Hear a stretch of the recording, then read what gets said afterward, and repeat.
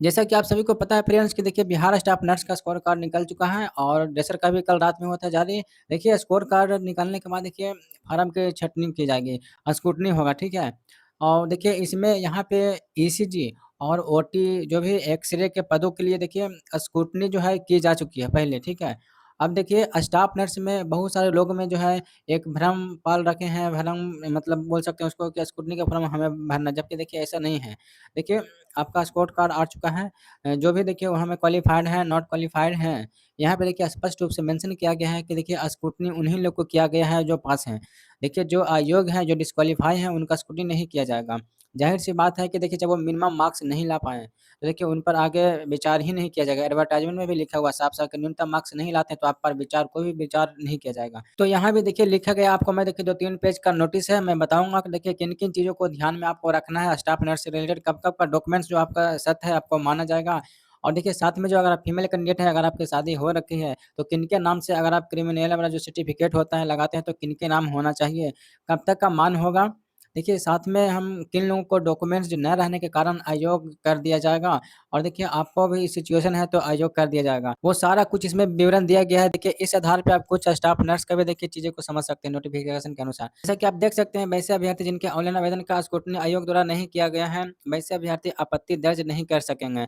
केवल ऑनलाइन आवेदन में उनके द्वारा संलग्न अभिलेखों के अनुसार ही विवरण प्रदर्शित होगी। यानी यहाँ पे स्पष्ट कहा गया है ये देखिए यहाँ पे आप नीचे आइएगा तो यहाँ पे लिखा हुआ है देखिए सीयूईटी परीक्षा में प्राप्त अंकों के आधार पर उत्तीर्ण पाए गए अभ्यर्थियों से आपत्तियां आमंत्रित की जा रही हैं, किंतु उनकी अभ्यर्थियां पूर्णतः औपबंधिक है। चयन प्रक्रिया के किसी भी चरण उनकी अयोग्यता संबंधी तथ्य संज्ञान में आने पर अभ्यर्थियों द्वारा समर्पित अभी जो भी है, यहाँ पे सीधा करने का मतलब ये हुआ सीयूईटी में जो भी उत्तीर्ण है यानी कि जो पास है क्वालिफाइड है स्टाफ नर्स में जो भी लोग पास होंगे उन्हीं का देखिए स्क्रूटनी किया जाएगा। यहाँ पे वही लिखा गया है कि सीयूईटी में प्राप्त अंकों के आधार पर उत्तीर्णता पाए गए अभ्यर्थियों से आपत्तियां आमंत्रित की जा रही हैं। सबसे पहले देखिए आपका स्क्रूटनी या फिर आपसे ऑब्जेक्शन तभी लिया जाएगा जब आप एग्ज़ाम में पास हो चुके हैं। अगर आप पास नहीं हुए हैं तो देखिए आपके डॉक्यूमेंट्स में स्क्रूटनी अगर देखिए किया जाएगा तो देखिए पास नहीं है तो विचार ही आपको नहीं किया जाएगा। पास है तो ही आपके डॉक्यूमेंट्स पर या जो भी पर जिस कारण से अगर आपको अयोग किया जाएगा डॉक्यूमेंट्स के कारण, तो आप उसका जो है अपना आपत्ति दर्ज कर सकते हैं। पहला बात तो आप समझ गए होंगे। यहाँ पे आगे लिखा गया है आपत्ति समर्पित करने से पूर्व कुछ ध्यानपूर्वक देने वाली बातें।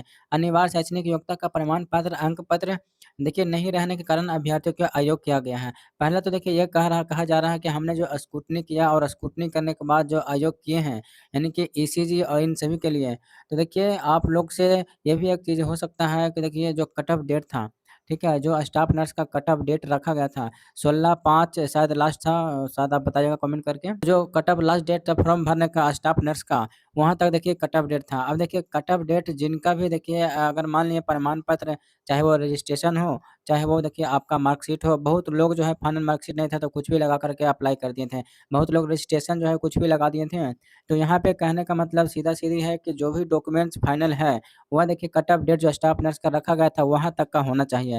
स्पष्ट इसमें लिखा हुआ है कि देखिए यहाँ पे अनिवार्य शैक्षणिक योग्यता, ठीक है? नहीं रहने के कारण अभ्यर्थियों को अयोग्य किया गया है। यहाँ पे किया गया है और स्टाफ नर्स में भी किया जाएगा। अगर देखिए लास्ट डेट तक आपका जो फॉर्म भरने का कट ऑफ का लास्ट डेट था, वहाँ तक डॉक्यूमेंट्स अगर पूरा-पूरा नहीं नहीं था, तो देखिए आपको जो है अयोग्य कर दिया जाएगा डॉक्यूमेंट्स के आधार पे, ठीक है? दूसरी चीज़ देखिए एक महत्वपूर्ण चीज़ है यहाँ पे आप लोग देख सकते हैं, जो भी लोग ऐसे हैं जो देखिए जैसे ड्रेसर है, ठीक है? जैसे ड्रेसर में देखिए या बहुत सारे ऐसे लोग हैं जो कि वोकेशनल इंस्टीट्यूट से पढ़ाई किए हैं, स्किल इंडिया से पढ़ाई किए हैं, किसी देखिए सोसाइटी से या फिर किसी ट्रस्ट से या फिर डिस्टेंस एजुकेशन या ओपन यूनिवर्सिटी से कोई भी लोग जो है सर्टिफिकेट लिए हैं, चाहे वो ड्रेसर हो, ओटी हो, एक्स-रे हो, कुछ भी हो, व्हाटएवर आप लोग को जो है देखिए यहाँ पे वैलिड नहीं किया गया है और कहा गया है कि देखिए आप चाहें तो आप आपत्ति दर्ज कर सकते हैं, साक्ष्य दे सकते हैं।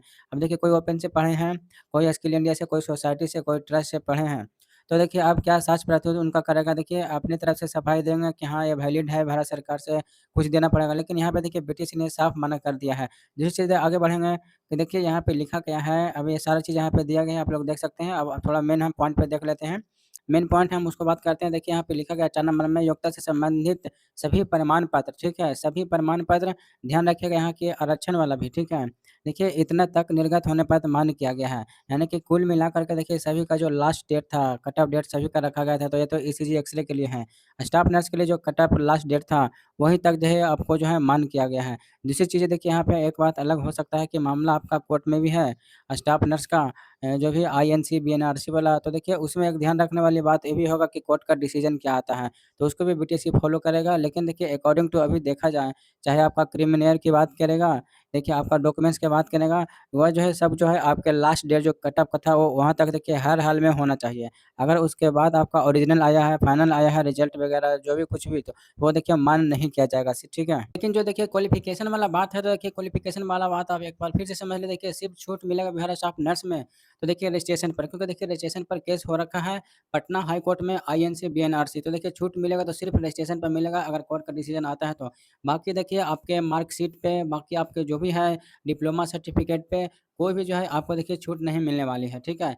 आप ये कहिएगा कि मेरा जब रजिस्ट्रेशन कर रहे हैं तो मार्कशीट का भी दीजिए, एग्ज़ाम पास का भी दीजिए, तो वो नहीं देने वाला। कट ऑफ डेट जो लास्ट था वही रहने वाला है, सिर्फ़ जो चेंजिंग होगा तो रजिस्ट्रेशन में होगा। क्यों देखिए रजिस्ट्रेशन जो है जिनका आईएनसी का नहीं है, तो उनका बिहार में हुआ नहीं है तो उनको कराना ही पड़ेगा, तो देखिए उनको विशेष छूट होगा तो कोर्ट के द्वारा ही होगा। अदरवाइज़ जो देखिए लास्ट डेट रखा गया है, वो लास्ट डेट तक ही जो है आपको प्रमाण पत्र इश्यू होना चाहिए, आगे का नहीं लगेगा, ठीक?